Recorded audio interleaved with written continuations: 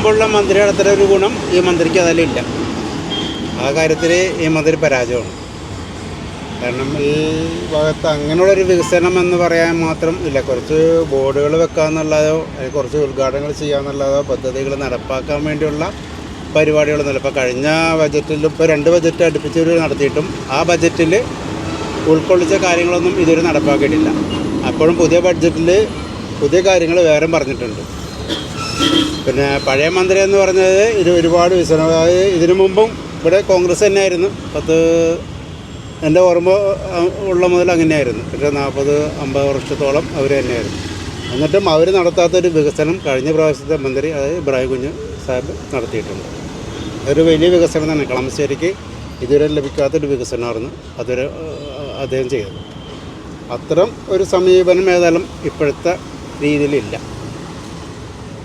പിന്നെ സീപോർട്ട് റോഡിൻ്റെ കാര്യത്തിൽ അതിപ്പം 10 കൊല്ലമായിട്ട് മുടങ്ങി കിടക്കുകയാണ്.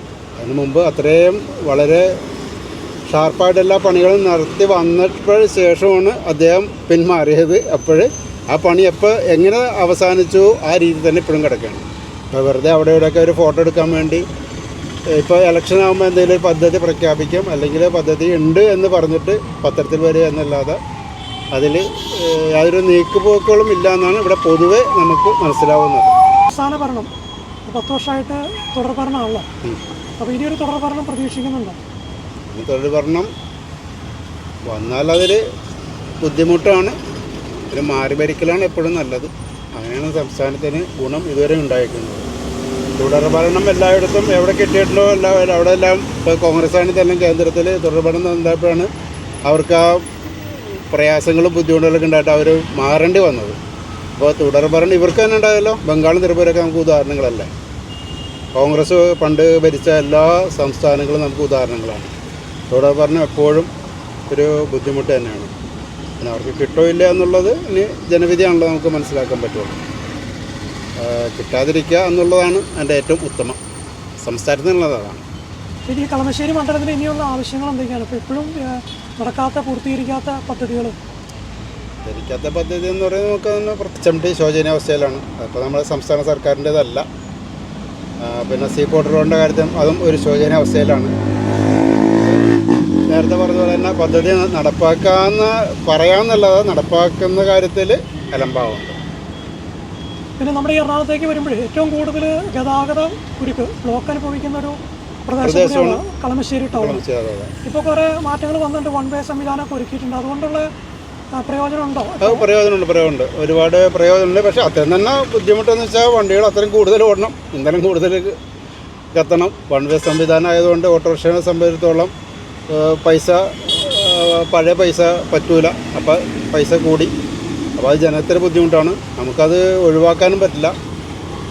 ജനത്തോട് തന്നെ ചോദിക്കാനേ പറ്റുള്ളൂ. വണ്ടി വിളിക്കുന്നവരോടെ ചോദിക്കാൻ പറ്റുള്ളൂ. അങ്ങനെയുള്ള ബുദ്ധിമുട്ടുകളുണ്ട്. അപ്പോൾ ഇവിടെ പദ്ധതിയിൽ നടപ്പ് വെക്കാം. അപ്പോൾ ഉദാഹരണം വൈറ്റില പാലം ഏറ്റവും വലിയ കൊട്ടിഘോഷിച്ച് വന്ന പാലമാണ്. പക്ഷേ ഇപ്പോഴും അത് നടപ്പിലാക്കിയിട്ട് ഒരുപാട് ദൂരം ഓടിയാലാണ് ഇപ്പോഴും ആ ഗതാഗതക്കുരുക്ക് മാറുന്നത്. അങ്ങനെയുള്ള ബുദ്ധിമുട്ടുകൾ അത് തന്നെ ഇവിടെ തന്നെ ഉണ്ട്. അത് ചില സമയത്ത് അത് ബുദ്ധിമുട്ടുണ്ട്. അപ്പോൾ കൂടുതൽ ഓടേണ്ടി വരുന്നുണ്ട്. അതൊരു അധിക ചിലവാണ്. അങ്ങനെ കാര്യങ്ങളുണ്ട്.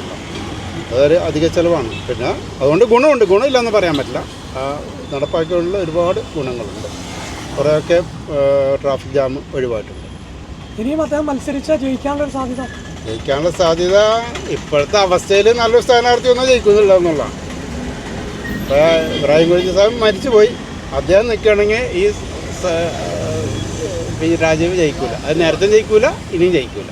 അതാണ് പൊതുവെ ഈ മണ്ഡലത്തിലെ പൊതുവെ എല്ലാവരും ഒരു അഭിപ്രായവും ഒരു കാഴ്ചപ്പാടും അതാണ്. ഇനിയിപ്പോൾ എന്തെങ്കിലും ആവശ്യങ്ങൾ പുതിയതായിട്ട് മണ്ഡലത്തിൽ അങ്ങനെ ഒരു ആവശ്യം എന്ന് പറയാൻ നമുക്ക് അങ്ങനെ ഒരു ഇതില്ലല്ലോ. പിന്നെ ഒരു ബസ് സ്റ്റാൻഡ് മസ്റ്റ് അതില്ല.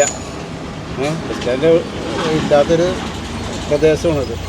ട്രാൻസ്പോർട്ട് ബസ് സ്റ്റാൻഡും ഇല്ല, പ്രൈവറ്റ് ബസ് സ്റ്റാൻഡും ഇല്ല.